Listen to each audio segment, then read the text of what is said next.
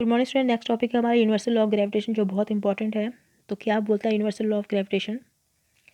जितने भी ऑब्जेक्ट हैं यूनिवर्स में आपस में एक दूसरे को अट्रैक्ट कर रहे हैं, तो फोर्स किससे कर रहे हैं? जो फोर्स क्या है कि मासेस के प्रोपोर्शनल है। मासेस के प्रोपोर्शनल है मतलब एक बड़ा ऑब्जेक्ट एक छोटा ऑब्जेक्ट उनके प्रोपोर्शनल मास के, और इन्वर्सली है उनके जो डिस्टेंस है उसके स्क्वायर के।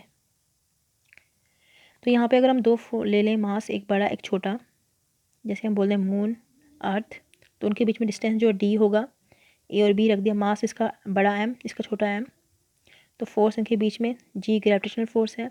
तो F is directly proportional to M M और inversely proportional to D square. दो ऑब्जेक्ट्स ले लेते हैं जिनका मास एम एन एम है, बड़ा एम एन छोटा एम, तो उनके बीच में डिस्टेंस डी ले लेते हैं। तो क्या लॉ फॉलो होगा? सबसे बोलेंगे फोर्स जो है वो डायरेक्टली प्रोपोर्शनल है दोनों के मास के। फोर्स जो है वो क्या है? डायरेक्टली प्रोपोर्शनल है दोनों के मास के। और दूसरा क्या बोलेंगे इक्वेशन? फोर्स जो है इन्वर्सली प्रोपोर्शनल है उनके डिस्टेंस के स्क्वायर के। अब इन दोनों को कंबाइन अगर करें तो force directly proportional to M m upon d square. अब ये प्रोपोर्शनलिटी अगर हटाएं तो यहाँ पे जी आ जाएगा। जी क्या है? कांस्टेंट ऑफ प्रोपोर्शनलिटी है, जिसे यूनिवर्सल ग्रेविटेशनल कांस्टेंट बोलेंगे। तो जी की अगर इसको मल्टीप्लाई करें तो f into d g m m हो जाएगा। तो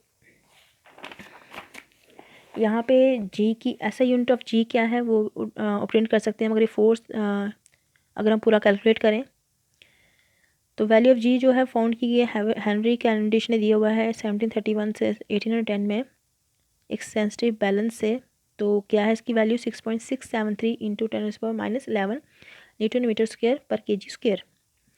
तो हम जानते हैं कि एक फोर्स ऑफ अट्रैक्शन दो ऑब्जेक्ट के बीच में होती है, तो हम इससे निकाल सकते हैं ग्रेविटेशनल फोर्स किसी के भी बीच में। तो यहाँ पे जैसे क्वेश्चन दिया हुआ है, अगर इसका न्यूमेरिकल करना हो तो यहाँ बोला मास ऑफ अर्थ कितना दिया हुआ है? इतना, ये बड़ा एम हो गया। मून का इतना दिया 7.4, तो ये हो गया छोटा एम। और डिस्टेंस उनके बीच में, अर्थ और मून के बीच में 3.84 इंटू 10⁵ दिया हुआ है, तो ये हो गया डी। तो आपको फोर्स ऑफ अट्रैक्शन निकालनी है, तो जी दिया हुआ है, जी का वैल्यू हमें याद रखना है वैसे।